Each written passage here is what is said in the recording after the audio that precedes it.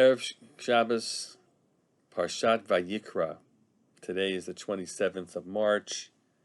It is the second day of Nisan. And I want to talk a little bit about, continue to talk about what happens at the threshold of the door. We spent a little bit of time reflecting on that in weeks past in Parshat HaChodesh. Today I want to focus us on another threshold, and that's the threshold to the Ohel Moed, to the tent of meeting. The end of the book of Shemot, finally Moshe and all the people have completed the construction of the tent and the Mishkan, and it's been erected, and it's time for it to begin being used. And so the sacrificial stuff will come, but the first thing that happens is the call to the meeting. God, we're told, as follows, and I'll put on pause as I get out the text. Vayikra el Moshe, and God called to Moshe, Vaydaber Adonai elav me'ol moed lemor, and God spoke to him from the tent of meeting, saying, he goes on with God's first instructions. Many commentators take notice of the fact that there are two steps here. There's first a kri'ah, a call, and then God speaks. And from here we're told, we're taught derech eretz, how to behave properly, that a person should not just begin speaking without first being invited in. What a time that we have to consider that, when we're not really being invited in, we're not able to cross the thresholds of one another's doors, and we will find our connection through other media, through the telephone and through video chatting, or such messages as I'm having now through Zoom. Generally there is an invitation, but sometimes not. But there's some sense that even in such a situation as we find ourselves, there must be a certain type of protocol. On the one hand, as Mefarshim will point out, it's about how to be a mensch, not just to interrupt and barge in. Years ago, I think I spoke about the Kramer effect. You remember Kramer from the Seinfeld show. So Kramer would always just barge in, and that was just the norm for Kramer. And so the Torah here is telling us, derech eretz, that that's not the way it should be. You don't enter a space without first knocking, and that's on the side of the individual who is making the entrance. At the same time, there's a sense that some Mefarshim will note that it has to do with what it means to communicate. And that communication requires, on the one hand, that the person speaking is ready to speak, but it also requires that the listener be prepared for the listening. And let me share with you actually what the Netziv says. Hold on a moment, I'll get that text too. Take it back, it's not the Netziv, it's actually the Torah Tamima. And he says the following: a person shouldn't just begin to speak to another person suddenly. V'tam hadavar, and the reason for this is that the person who is the listener should prepare himself to listen to. What an interesting revelation we have here. The menschlichkeit is not only that a person who's going to speak makes sure not just to interrupt somebody else, but it also means to believe deeply that whenever you're going to communicate with someone, whatever type of communication you have with someone is indeed that. It is something that comes from you and reaches to the other.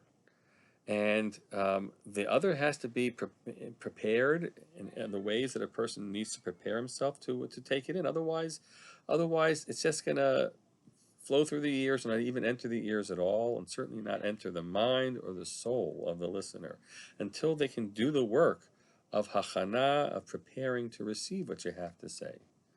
Years ago, I had the pleasure of sitting in a seminar with Liz Lerman, who is a MacArthur Foundation recipient of an award for not just her dance work, but also the way in which she developed a protocol for offering critique and criticism. And so Liz ran this seminar, and I actually try to incorporate some of it into the seminars that I run for my students at Chovevei in my drasha seminar. And part of the protocols was indeed that you can't just jump in with critique. If you just say, this was wrong or that was wrong, I like that, I didn't like that, people aren't in the mindset to be able to receive. And so she built in these series of protocols, which included, I have a thought about X. The second part of the second dance that you did would be in that context. I have a thought about it. Would you like to hear it? And inevitably, the person would say yes. I mean, sometimes I might say, I'm not ready to hear it. But inevitably, the person would say yes.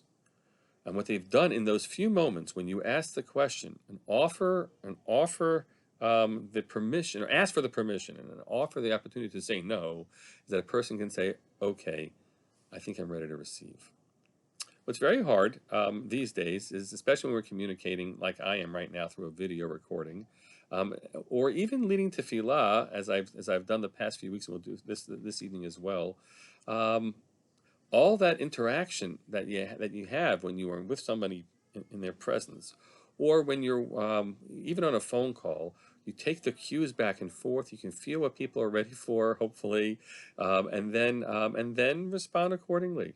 When I'm speaking in shul, I hope you realize that I'm always taking the pulse of the room, my own pulse, what's happening here, and I try to even adjust based on what I'm picking up. That's the way a communication process is.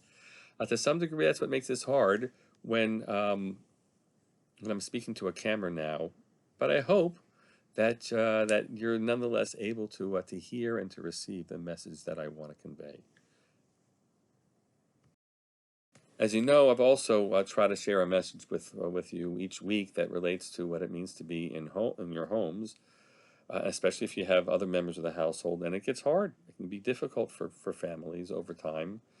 24 hours a day when you're there. Some people have already worked out the routines that seem to work for them, where one goes out or both go out for the day and then they're back in the evening, and the together time, the separate time, that's all been, there's been a method, and suddenly the together time, unless you can go into separate rooms, is more complicated. It is more complicated.